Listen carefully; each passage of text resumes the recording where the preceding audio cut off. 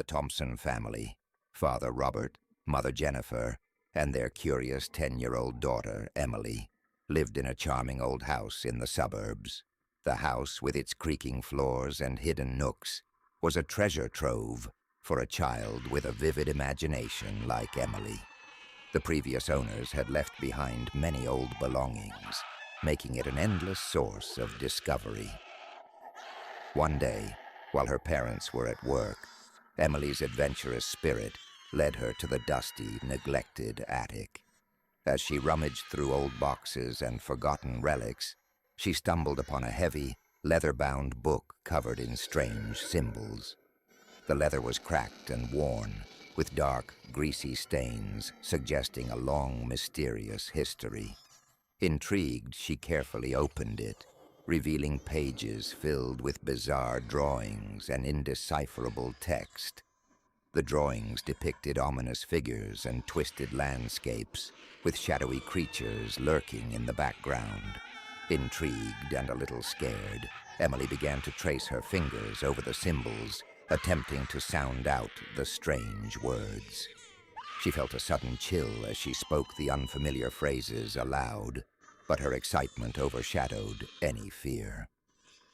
That night, strange things began to happen. Emily heard faint whispers and scratching noises coming from the walls. Shadows seemed to dance just beyond her field of vision, flitting away whenever she tried to look directly at them.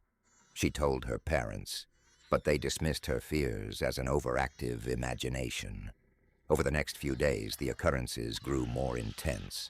Doors slammed shut on their own, lights flickered unpredictably, and cold drafts wafted through the house despite the warm weather. Emily's toys moved by themselves, and she often woke up to find them arranged in eerie, unnatural patterns. One morning she found her dolls seated in a perfect circle, all facing inward, as if engaged in a silent, sinister meeting. Robert and Jennifer started noticing unsettling phenomena as well. They heard footsteps in the hallways at night, and dark, shadowy figures appeared at the edges of their vision, vanishing when they turned to look directly. The family dog, Max, started barking at seemingly empty corners of the house, his fur standing on end. One evening, as the family sat down for dinner, a sudden chill filled the room. The lights dimmed, and a low, guttural growl echoed through the house. Emily, trembling, told her parents about the book she had found in the attic. Realizing the gravity of the situation, Robert and Jennifer decided to investigate. They climbed to the attic, their nerves on edge. The air felt thick, almost viscous, as if pushing through a barrier of invisible resistance. As they approached the dusty corner where Emily had found the book, an oppressive sense of dread washed over them. The temperature plummeted, and the air grew thick with an unexplainable malice. Robert picked up the book, feeling its unnatural weight and the chill that seemed to emanate from it. He and Jennifer began examining the pages, their foreboding drawings and cryptic symbols filling them with unease. The book seemed to pulse with a life of its own, each page turn accompanied by a soft whisper that grew louder and more insistent. As Robert reached out to touch a particularly disturbing illustration, a blinding flash of light erupted, and a monstrous figure materialized before them. The demon, towering and grotesque, had eyes that burned with a hellish fire, and a body covered in writhing, shadowy tendrils. It let out a deafening roar, shaking the very foundations of the house.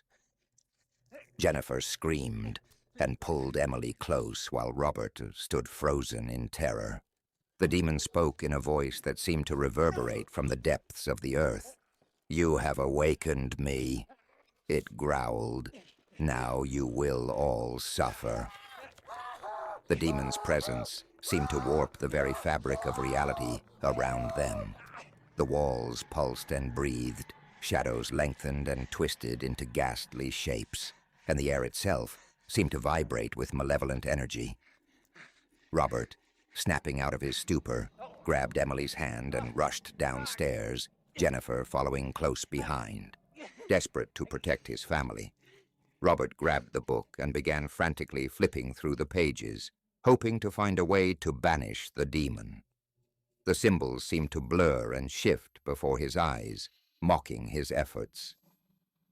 Emily, recalling the strange words she had read, tried to help by reciting them again, but the demon only grew stronger. Jennifer, thinking quickly, grabbed a cross from a box of old family heirlooms. Holding it out before her, she recited every prayer she could remember from her childhood. The demon hissed and recoiled, its form flickering as if struggling to maintain its presence. The air was filled with an oppressive, suffocating energy. The demon's tendrils lashed out, knocking over furniture and shattering windows. The house itself seemed to writhe in pain, groaning and creaking as if on the verge of collapse.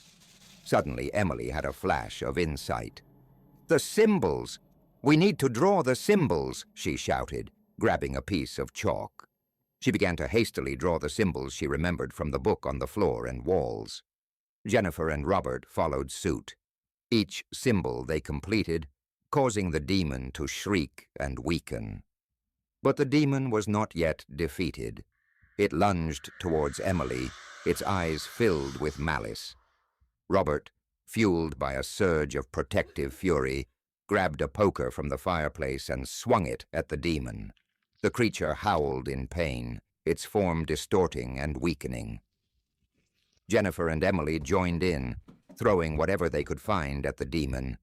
Each impact caused the creature to flicker and fade. Finally, with a desperate roar, the demon dissipated into a cloud of black smoke, which quickly dispersed and vanished. With the book burning, the demon's power seemed to wane. But it was not yet defeated. It lunged towards Emily, its eyes filled with malice. Robert, fueled by a surge of protective fury, grabbed a poker from the fireplace and swung it at the demon. The creature howled in pain, its form distorting and weakening. Jennifer and Emily joined in, throwing whatever they could find at the demon. Each impact caused the creature to flicker and fade. Finally, with a last desperate roar, the demon dissipated into a cloud of black smoke, which quickly dispersed and vanished. With the book burning, the demon's power seemed to wane. But it was not yet defeated. It lunged towards Emily, its eyes filled with malice. Robert, fueled by a surge of protective fury, grabbed a poker from the fireplace and swung it at the demon. The creature howled in pain, its form distorting and weakening. Jennifer and Emily joined in, throwing whatever they could find at the demon. Each impact caused the creature to flicker and fade. Finally, with a last desperate roar, the demon dissipated into a cloud of black smoke, which quickly dispersed and vanished. The house was silent. The oppressive atmosphere lifted, replaced by a sense of peace and relief. The Thompsons, exhausted and shaken, embraced each other, grateful to have survived the ordeal. They watched as the last remnants of the book turned to ash, ensuring that the curse would never trouble them again. In the following days, the house returned to its normal, peaceful state. The eerie occurrences ceased, and the family slowly began to recover from their harrowing experience. They decided to move on from the house, unable to shake the memories of the terror they had faced. As they packed their belongings, Emily found a small, charred fragment of the book that had escaped the flames. She showed it to her parents, who insisted on burning it as well. They knew that they could never be too careful when dealing with such malevolent forces. The Thompsons moved to a new home, far away from the haunted memories of the past. Though they would never forget the terror they had faced, they found strength in their love for each other, knowing that together they could overcome any darkness. And in the attic of the old house, hidden in the shadows, lay a single untouched page of the ancient book, waiting patiently for the next curious soul to discover its dark secrets. If you have interesting stories and want to tell about them, send them to me by email. Link in description. Bye.